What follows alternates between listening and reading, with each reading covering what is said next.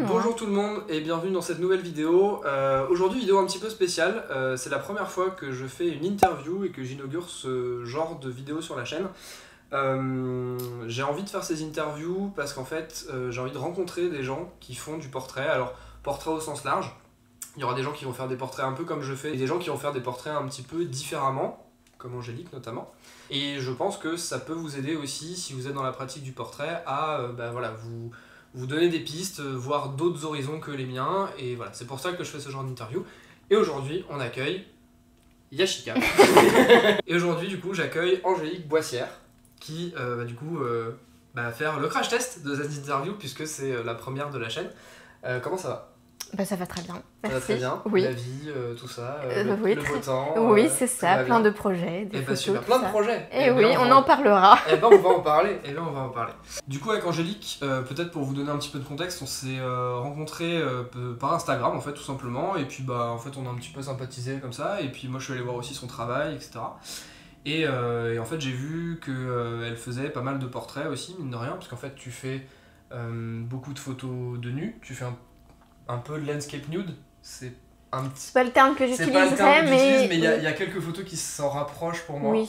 Mais entre autres aussi, tu fais des portraits, et je l'ai surtout vu en fait dans ton livre Marée, du coup, qui est là-haut, là, qu'on voit juste ici, où justement il y a plusieurs portraits et que je trouve vraiment bien fait. Et c'est aussi pour ça que ça m'a donné l'idée de faire cette interview et de me dire que finalement, tu rentrais dans la catégorie pour moi des gens qui finalement faisaient du portrait. Et en tout cas, gérer l'humain aussi, et gérer l'humain dans ces photos. Tout à fait.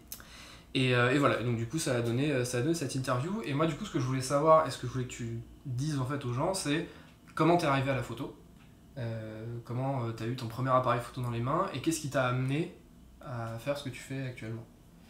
Premier appareil photo dans les mains, depuis toute petite, je dirais. Ouais. Moi, j'ai commencé par la photo argentique. Je suis née dans les années 90, je suis bientôt vieille. Années 90, c'est marrant. On utilisait encore de la photo argentique, donc Ouais. les appareils jetables. Okay. Ma mère possédait un Nicormat, un Okay. appareil très classique de ces années-là. Okay. Et donc j'ai commencé par l'argentique tout bêtement comme ça, par ce contact-là. Ensuite, moi j'ai fait des études en art appliqué. Okay. Puis je suis devenue graphiste, donc j'ai un certain regard, j'ai un intérêt pour l'image, pour la création. J'ai toujours été baignée là-dedans. Ma mère, elle est plasticienne, peintre. Okay. Donc elle m'a initiée à plein de choses, à la poterie, à la peinture. Et donc la photo est venue tout simplement au milieu de tout ça. Sachant que la photo, j'ai jamais étudié la photo, ça a vraiment été de manière totalement autodidacte. D'accord. Okay. Donc personne m'a réellement appris à photographier. J'ai appris petit à petit en posant et aussi par moi-même, en expérimentant. Quoi. Voilà. Okay. Et tu as mis du coup de ce que tu avais fait en art appliqué et du background en fait de ta mère du coup qui était plasticienne, est-ce que ça influe, j'imagine, sur Bah oui, parce que ça affine quand même le regard, mine de rien. Quand on fait des études d'art appliqué, on voit tout le monde en dessin, et quand on sort dans la rue, on s'imagine comment on va le dessiner, etc. Enfin, c'est vraiment quelque chose qui est ancré, qui devient une obsession. Et donc on regarde toutes les choses différemment, et pour la photo finalement c'est aussi un peu pareil.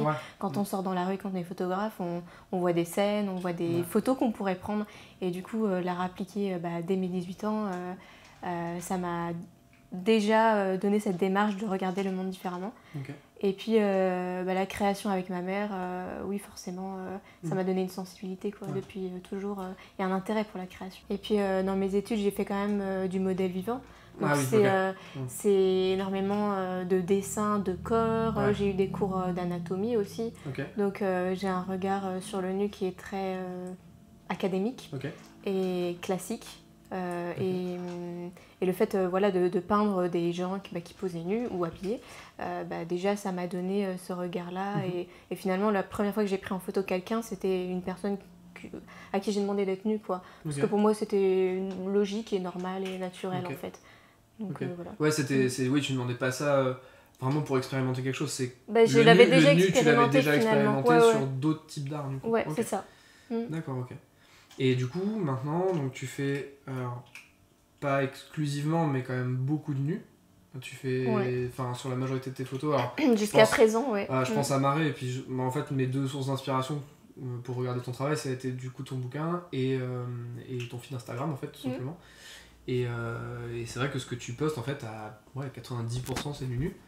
Peut-être un peu moins, mais oui, en fait, les gens retiennent surtout ça parce que je pense que c'est les photos qui marquent le plus. Ouais, je pense. Vrai aussi, c'est peut-être les photos que je réussis le mieux aussi. Mais oui, t'as raison, c'est plus du nu que je fais, mais du nu pris en photo un peu comme du portrait, donc c'est aussi pour ça qui t'intéresse, je pense. C'est ça. Il y a beaucoup d'autoportraits que tu fais, et c'est pour ça aussi que voilà, y a pas, on sent qu'effectivement il n'y a pas que le nu, dans le sens, voilà, je fais du nu artistique, on sent qu'il y a une image de la personne quand même, enfin il y a comment dire, il y a une représentation de la personne aussi, et c'est pas juste le fait de dire je photographie un corps, quoi. Non, c'est ça, à la base c'est même pas ça en fait, à la base c'est pas photographier un corps, et même si après t'as souligné qu'il y avait un style un peu landscape nude, c'était plus pour compléter des photos.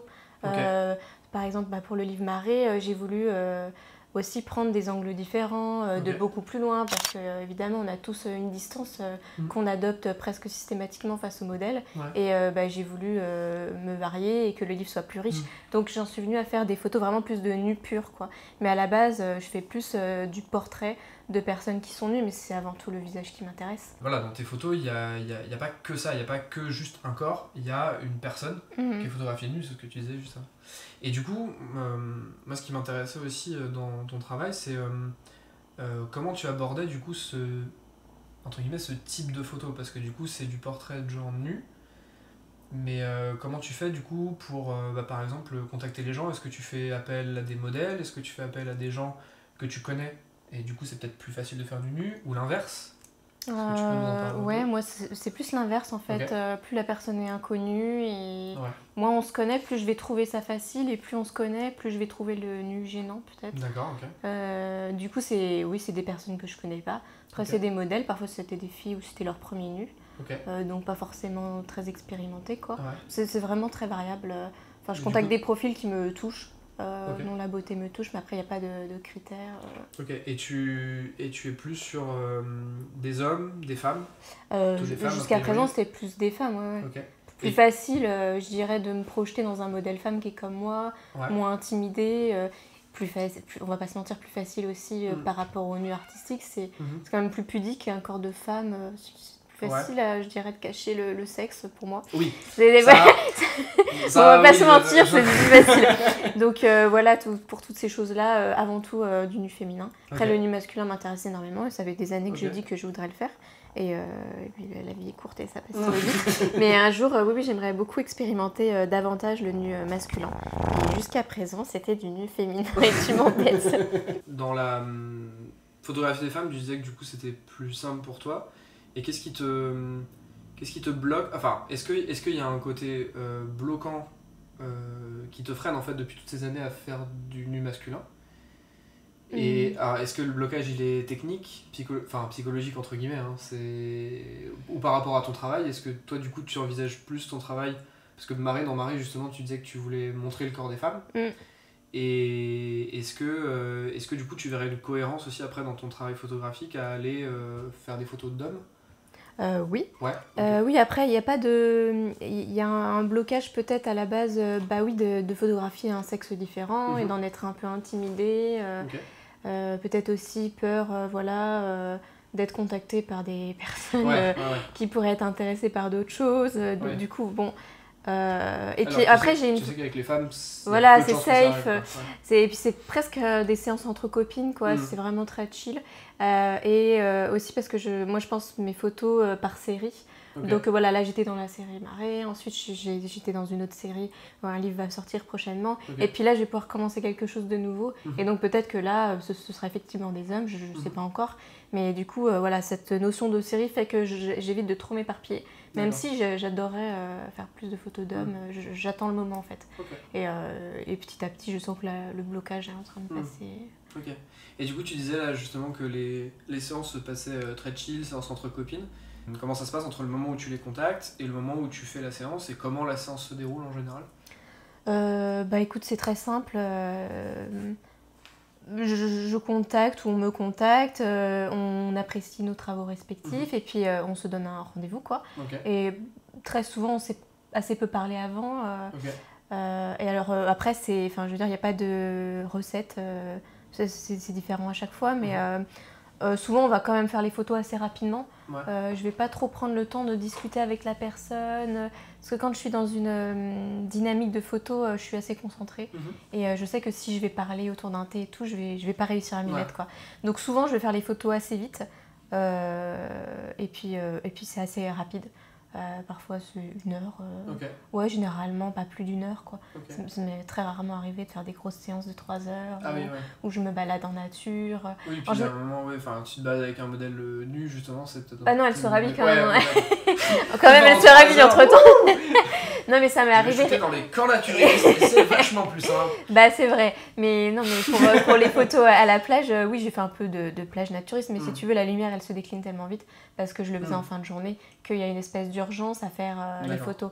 Ou comme dans Marais, il y a eu beaucoup de situations où il faisait très très froid, où il y avait de la pluie, et du coup, là, il faut se dépêcher. Donc, finalement, j'ai petit à petit, très vite, photographié. Pour moi, c'est aller vite, quoi.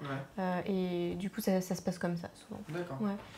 Et comment dire, du coup, quand tu photographies, j'imagine que vu que tu as cette contrainte de temps et tout, tu t'es hyper concentré dans ce que tu veux faire. Tu as déjà une idée de ce que tu veux faire avant de faire les images?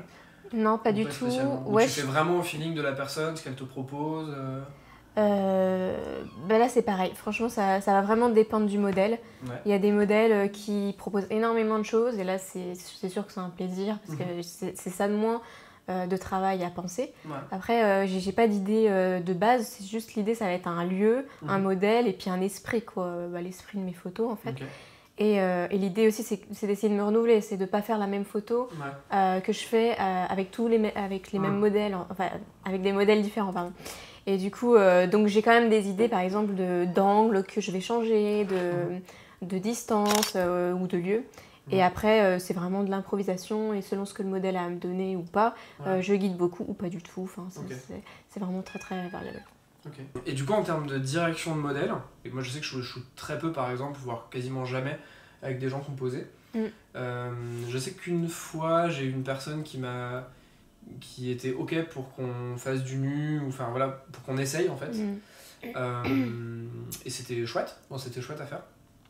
Mais par contre, c'est vrai que j'ai ressenti tout ce poids de me dire, mais en fait, si je la mets à poil, en fait, faut qu'il y ait une raison, quoi. Enfin, en fait, faut surtout pas que je passe la ligne de dire, oui, vas-y, enlève tout, et puis en fait, là, tu fais, bon, ouais, je sais pas, tu vois. Enfin, voilà. Non, il y a une pression à un résultat, je suis d'accord avec toi. Parce qu'il y a un engagement de la part du modèle, de son corps, de son âme et tout. Et bon, moi, en tout cas, je le vis comme ça.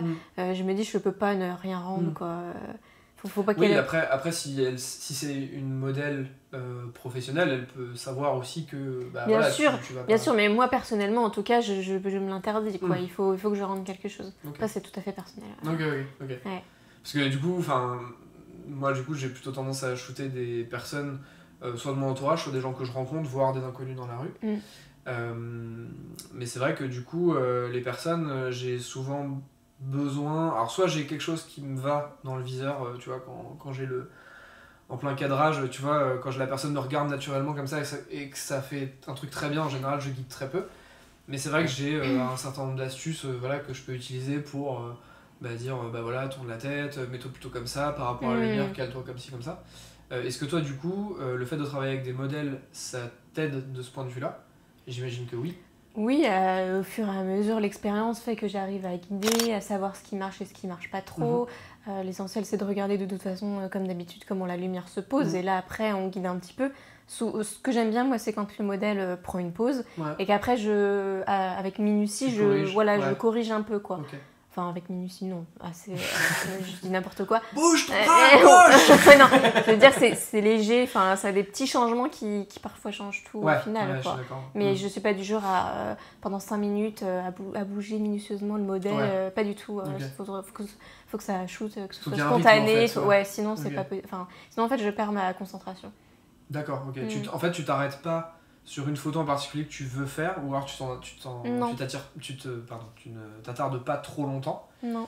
Mais du coup, ouais, voilà, tu gardes un certain rythme de oui, parce que j'ai peur qu'en m'attardant sur une photo, déjà, ça fasse une photo figée, que j'y arrive pas. Très souvent, l'idée qu'on a en tête, ça marche pas. Ça rend pas ce qu'on avait imaginé. Et j'ai peur de perdre une dynamique et qu'après, la suite de la séance, ça marche pas, quoi. Ouais. Mais ça, c'est intéressant ce que tu dis, parce qu'effectivement, je le vois sur les photos que je peux faire. Ou des fois, tu vois, tu te dis... notamment quand je fais ça au studio, en fait, là, chez moi. Des gens ils savent pas trop comment se mettre, etc. Puis tu fais quelque chose, et puis en fait à force de travailler sur une pose, une idée que tu avais au départ, plus tu avances, plus les gens se fichent, et en fait plus tu essayes, moins ça marche. Et oui, au final ça s'essouffle petit à petit, de toute façon une séance ça peut pas durer 3-4 heures, quoi. Oui, je sais qu'il y a des photographes qui shootent souvent en numérique, des heures, mais ça sert à rien en fait. J'ai l'impression que tout se joue à un moment donné où il y a une alchimie et ça peut pas durer aussi longtemps. Ouais, c'est ça. T'arrives à avoir la connexion entre toi, enfin il y a un alignement en fait entre toi, ce que tu es capable de produire en termes d'image, ce que tu es capable de faire photographiquement, et en même temps ce que tu as à photographier, qui du coup soit va bien, soit tu sais que tu es capable de corriger un peu pour que ça fonctionne bien. Et avec cette relation aussi, moi j'appelle ça le flux, mais la relation que tu as avec le modèle. Oui, ce qui joue énormément aussi, parce que parfois il y a des modèles super, je me dis ça va être génial, c'est très rare. Hein. Mais finalement, je sais pas, il n'y a pas le. Je pense que les modèles avec qui j'ai shooté, où j'ai pas senti le truc, l'ont pas senti non plus. Et on a fait des photos chouettes quand même. L'instant est moins agréable et on a fait moins de photos shoot quand même. Enfin, c'est pas les séances qu'on retient, quoi.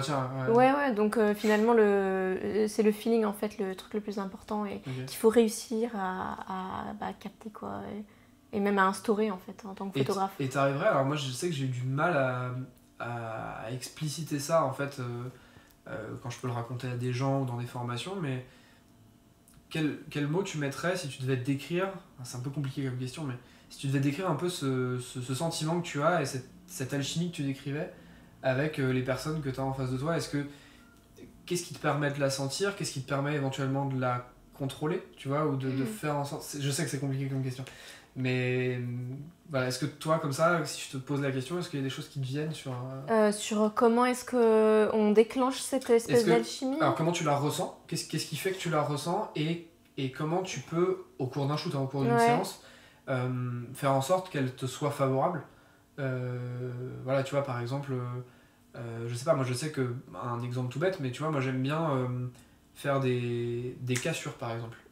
Tu vois, je suis avec une personne, je la prends en photo, puis toujours j'essaye de déstabiliser les gens, gentiment, mais tu vois, j'essaie de faire un truc décalé, de sortir une vanne, de faire des trucs un peu qui brisent un peu cette espèce de tunnel dans lequel tu te mets. Parce que toi, t'es dans de la photo plus spontanée, où il y a du sourire. Ou... pas forcément. Oui, pas forcément, mais... Il y a des fois où la personne me donne quelque chose qui n'est pas du sourire, de la spontanéité, de l'éclat de rire, qui me convient quand même. Mais c'est vrai que des fois, pour débloquer des personnes, t'es obligé, tu vois que des gens sont trop figés. Et tu vois, ça c'est un exemple, tu vois, par exemple, où je dirais, voilà, j'ai un peu manipulé le flux à mon avantage. Ouais, je vois. Je sais pas si je vais répondre à ta question. Après, moi, je suis pas forcément très douée dans les relations humaines. Du coup, déjà, pour moi, photographier quelqu'un, c'est à chaque fois une épreuve qui me pompe énormément d'énergie, en fait. Parce que rien que le fait de rencontrer une nouvelle personne, pour moi, c'est beaucoup de fatigue. Je suis assez introvertie, donc c'est pas quelque chose de facile pour moi. Et cette espèce d'alchimie, comment est-ce qu'elle arrive Franchement, ça s'explique pas. Ça va dépendre aussi de l'humeur du modèle, ça va dépendre de mon humeur à moi, ça va dépendre peut-être, je sais pas, de la météo, mais des trucs tout cons, du mood dans lequel on est. Et pour... Je le ressens quand vraiment je sens une motivation des deux côtés. Quand je sens parce que ça m'est arrivé de photographier des filles qui étaient certainement contentes de poser pour moi, mais où j'ai pas senti vraiment une motivation de le faire, quoi. Où j'ai pas senti que poser pour moi ou pour un autre, c'était pareil, tu vois, finalement. Et du coup, là, c'est beaucoup plus difficile de créer une alchimie parce que je pense que ce sont des filles qui sont tellement habituées à poser que, voilà, peu importe le photographe, et finalement, du coup, il n'y a pas d'alchimie qui peut s'installer. Et au niveau de mes techniques, moi, c'est vraiment plus une concentration, en fait. Je pense que étant très concentrée, et du coup, finalement, je suis assez silencieuse, je pense, contrairement à toi. Et voilà, c'est ça, moi je suis assez silencieuse. Et en fait, c'est vraiment un moment peut-être presque d'introspection Peut-être des deux côtés, je sais pas, faudrait interviewer un modèle pour savoir, parce que moi je sais pas du tout comment elles le vivent.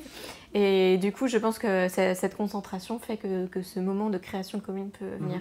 Okay. Je pense que c'est ma technique, entre guillemets. Ok, d'accord. Ce qui est pas une technique. Mais il y a quand même... c'est pas une technique forcément, mais c'est une façon... Voilà. En fait, c'est ça qui m'intéresse, et c'est ça aussi que j'aime bien, voilà, et que je veux mettre en avant aussi dans ces interviews, c'est comment toi tu vois les choses, en fait. C'est pas tellement le fait que t'aies une bonne ou une mauvaise technique ou machin. Enfin, moi je veux dire, mon approche, c'est une approche, point barre, et c'est mon approche. Et moi, ce que je veux bien, enfin, ce que j'aime entendre justement, c'est ça, c'est avoir les approches de chacun, et que justement ça puisse donner un peu des pistes, tu vois, pour des gens qui tu vois, par exemple, des gens qui sont comme toi, sont plutôt introvertis, alors que moi je suis complètement l'inverse. Ouais. Et du coup, tu vois, c'est vraiment deux approches diamétralement opposées qui permettent de faire des choses. Mais voilà, il n'y a pas une bonne méthode à faire. Et du coup, toi, tu disais qu'il y avait une notion, enfin, si je comprends bien, il y a une notion aussi de motivation. C'est-à-dire que la personne a envie de poser pour toi. Ouais. Et du coup, cette envie d'être photographiée par toi est aussi un moteur. Mais oui, parce que... Contribue, c'est pas bien que sûr. ça, mais contribue au fait que... Ouais, du coup, tu t'es plus motivé toi aussi de ton côté. Mais je pense que déjà, ça me donne une certaine confiance en moi. Je me dis, bon, la fille, elle a vraiment envie de poser pour moi. Déjà, je me sens apaisée. Oui. Je me dis, elle vient parce que voilà, elle apprécie vraiment mes photos. Elle vient pas parce que je suis un photographe parmi tant d'autres. Et du coup, ça me donne une certaine confiance en moi. Donc peut-être une motivation. Ouais, une légitimité. Voilà, c'est ça. Je pense qu'il y a de ça. Et puis aussi, la motivation fait que le modèle, parfois, va avoir des idées. Donc, ah tiens, et si on faisait ça oh, le lieu, il est super. Et cet engouement joue, c'est sûr. Okay, coup, alors que si la mode... C'est créateur, pardon, des deux côtés. C'est ça, il y a une effervescence créative. Alors que quand le modèle reste dans son silence, regarde son téléphone quand on est ensemble... Ça supporte pas. Non, mais ça m'est très rarement arrivé, tu vois. Mais voilà, on vient de se rencontrer. Et tout de suite, ça crée un petit blocage, je pense. Et pourquoi du coup, pour basculer sur la partie plus technique, du coup sur l'argentique, qu'est-ce qui fait que par exemple t'es pas passé au numérique? Pourquoi t'as pas... Alors j'ai fait du numérique comme tout le monde, du coup après les années 90-2000, et j'ai eu mon petit appareil numérique, plusieurs même, et en fait oui j'ai expérimenté diverses choses sans réellement trouver ma patte, et puis en fait c'est absolument pas du tout la même manière de faire de la photo au final, et je suis très vite retournée à l'argentique, je sais pas, vers 18 ans, un truc comme ça. Et je ne suis plus jamais retournée au numérique. En fait, ça me plaisait pas, le rendu me plaisait pas, la façon de faire des photos me plaisait pas, je trouvais pas mon style, trop faire de photos, j'y arrivais pas. En fait, ça m'éparpillait plus qu'autre chose d'avoir trop de réglages, trop de photos possibles, le fait peut-être aussi après de faire une sélection dans toutes les photos. Vraiment, il n'y a rien qui me plaisait, quoi. Voilà, j'étais perdue et puis ça me plaisait pas et le rendu me plaisait pas. Enfin bref, voilà, toutes ces raisons. Ok, donc c'est vraiment une question de... L'argentique, c'est vraiment pour toi une question de limitation.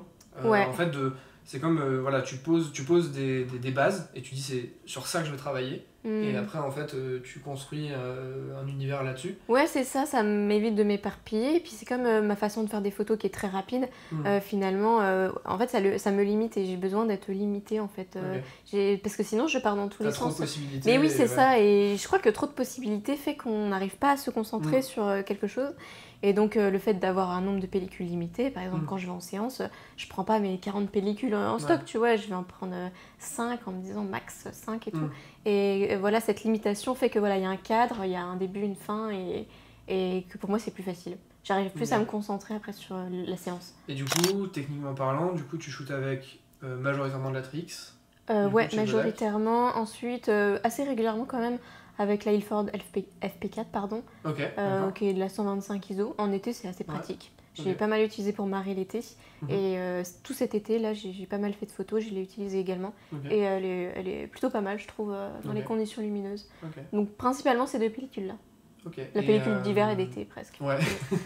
Collection d'hiver. Voilà, c'est ça.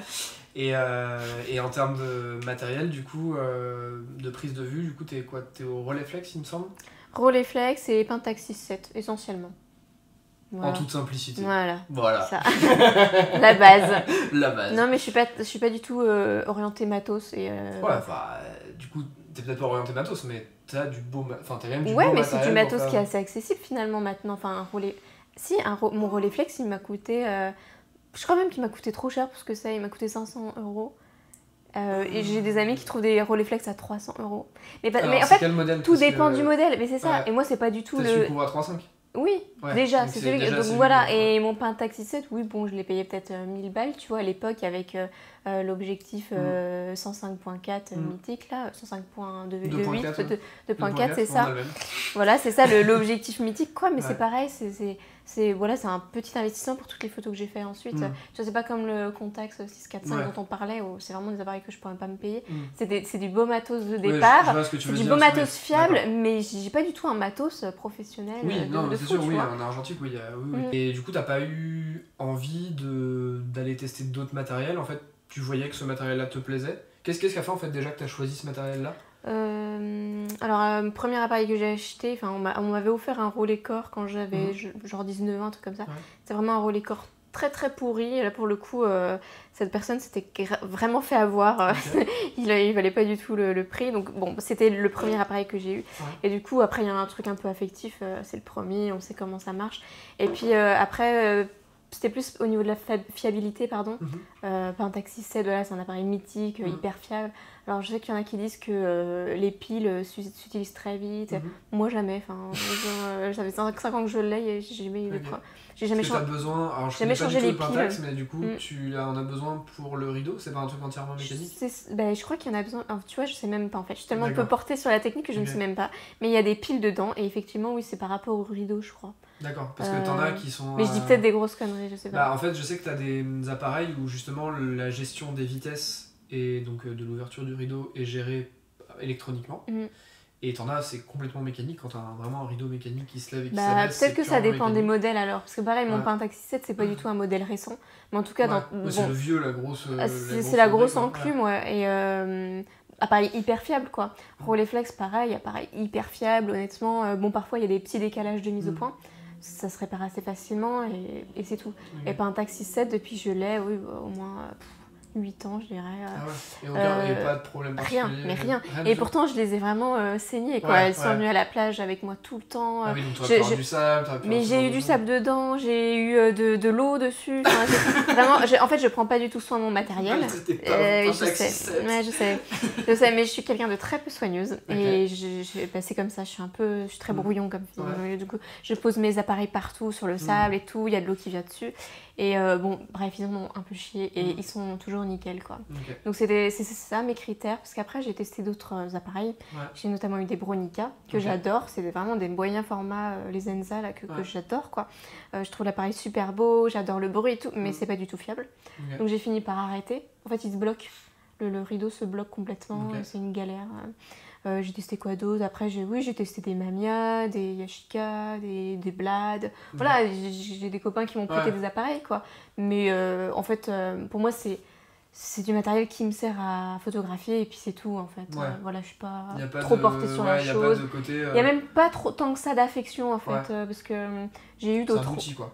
C'est ça, c'est mon outil de travail et je pourrais le revendre sans problème et en racheter, tu vois. Et à un moment donné, j'ai acheté aussi le Rollei SL66, c'était vraiment l'appareil de ma vie, je voulais depuis super longtemps. Pour le coup, je l'avais payé une blinde sur eBay et tout, et en fait, il avait des problèmes. Et en fait, c'est un appareil qui est pas fiable, vraiment. Il avait des problèmes, il se bloquait, j'avais des fuites de lumière bizarres, je me suis dit, bon, je vais le revendre plutôt que de tout le temps devoir avoir à le réparer, et ça m'use, je le revends, et voilà, je garde mes appareils fiables. Pour finir sur la technique, du coup, donc on a parlé des pellicules, du matos, et moi ce que je voulais te demander, c'est pourquoi du coup simplement du noir et blanc, et pourquoi pas de la couleur, parce qu'en fait c'est la question que j'ai complètement oublié de te poser. C'est vrai. De la couleur, je l'ai déjà fait un petit peu quand même dans le passé. Après, c'est très très technique, je trouve. C'est très très dur de trouver un bon labo qui développe bien la couleur, qui fasse pas des traces. Comment? Alors à l'époque où je faisais la couleur, ça n'existait pas, sache-le.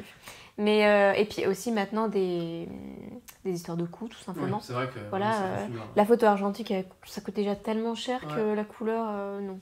J'ai plus envie, en fait. Finalement, ça correspond plus à ma vision de l'esthétique, en fait, le noir et blanc. Donc voilà, tout simplement, je suis plus à l'aise comme ça.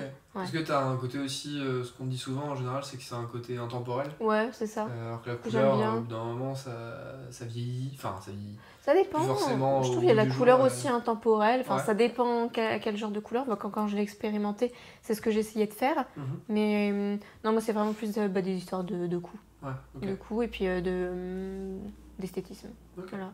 Et qu'est-ce qui fait que pour toi, du coup, un portrait est réussi, en fait? Un portrait, une image de manière générale, mais surtout un portrait, en fait. Excellente question. Merci d'avoir posé. C'est dur cette question. Qu'est-ce qui fait qu'un portrait est réussi?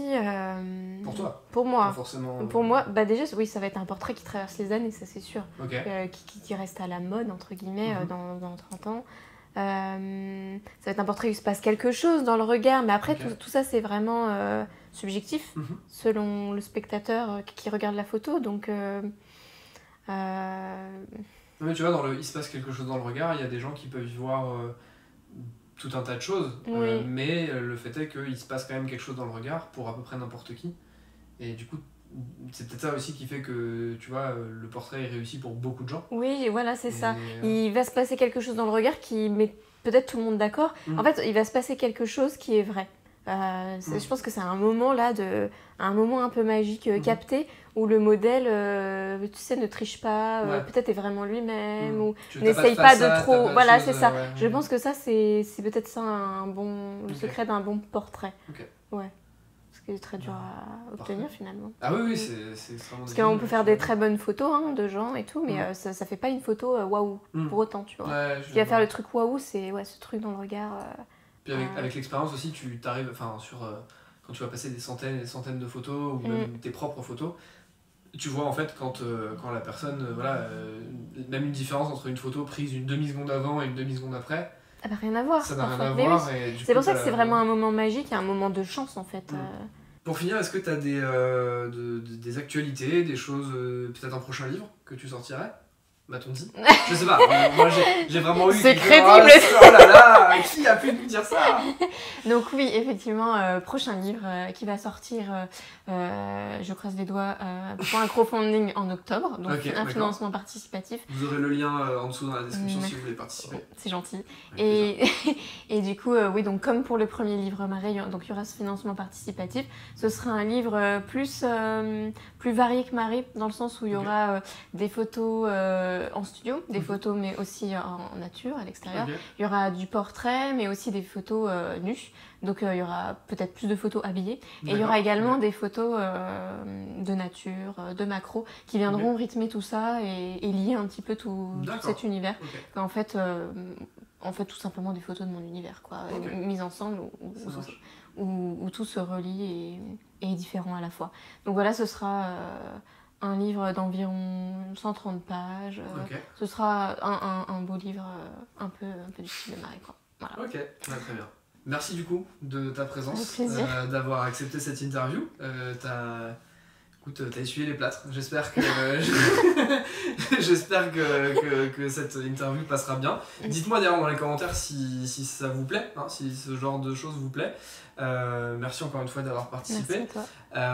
Donc du coup vous pourrez retrouver toutes les actualités, je mettrai tous les liens dans la description, je mettrai ton Instagram, ton site internet. Je pense que c'est essentiellement ça. J'avoue je suis pas allé sur ton site internet, mais tu vois.